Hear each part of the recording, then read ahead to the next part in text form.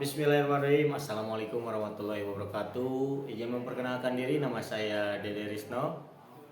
Kali ini saya mengampu dua mata pelajaran untuk di tahun pembelajaran 2025-2026. Yang pertama yaitu saya mengampu mata pelajaran dasar-dasar manajemen perkantoran lembaga dan bisnis, di mana dalam mata pelajaran ini terdapat 15 bab di dalam dua elemen. Kali ini di semester 1 saya membaginya ke dalam 8 bab. 8 bab itu yang pertama kita mulai kaji yaitu tentang aktivitas perkantoran di kelas 10 manajemen perkantoran. Nah, untuk di administrasi kali ini di dalam bab 1 itu seperti biasa untuk administrasi pada umumnya di mana terdapat Kaldik, ada juga kalender sekolah, ada juga perangkat-perangkat yang lainnya. Namun kali ini secara detail akan saya sematkan atau saya masukkan ke dalam link di laporan administrasi berbasis digital yaitu di Google Sheet. Di mana di bab 1 yang saya bahas untuk secara perincinya di aktivitas perkantoran di manajemen perkantoran kelas 10 yaitu ada beberapa materi, di mana materi ini memaktub atau menjelaskan tentang kurikulum terbaru yaitu deep learning, di mana para peserta didik diberikan kesempatan untuk berperan aktif dalam pembelajaran di aktivitas perkantoran ini. Selain itu, selain administrasi atau perencanaan pembelajaran yang sudah ditentukan sebagaimana mestinya, ada juga beberapa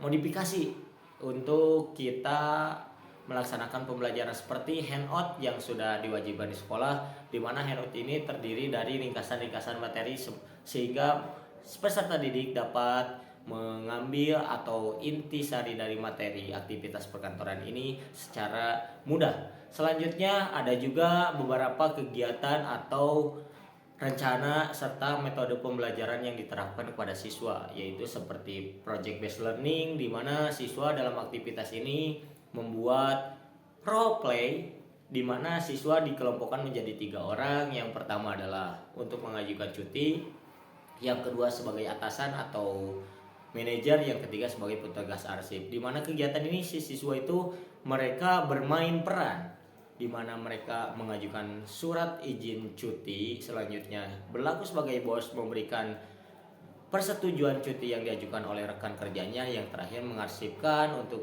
surat yang diterima dari pekerja yang mengajukan cuti. Itu adalah salah satu gambaran di mana bab 1 yang saya jelaskan di dasar-dasar manajemen perkantoran lembaga dan bisnis. Selanjutnya, untuk mendapatkan makna pembelajaran yang lebih menarik, saya menambahkan juga game pembelajaran yang edukatif kerjasama atau dimodifikasi menggunakan Canva, di mana game ini terbagi menjadi 2. Yang satu adalah untuk mencocokkan permainan di aktivitas perkantoran, seperti menggabungkan atau mencocokkan bagian A ke bagian B atau selanjutnya seperti yang lain. Ada juga kuis 5 soal, di mana setiap anak mengerjakan soal mengenai informasi umum, bagian, jenis, fungsi, dan tujuan lainnya yang mereka jawab secara sukacita, karena dalam game ini kita menerapkan interaktif siswa juga untuk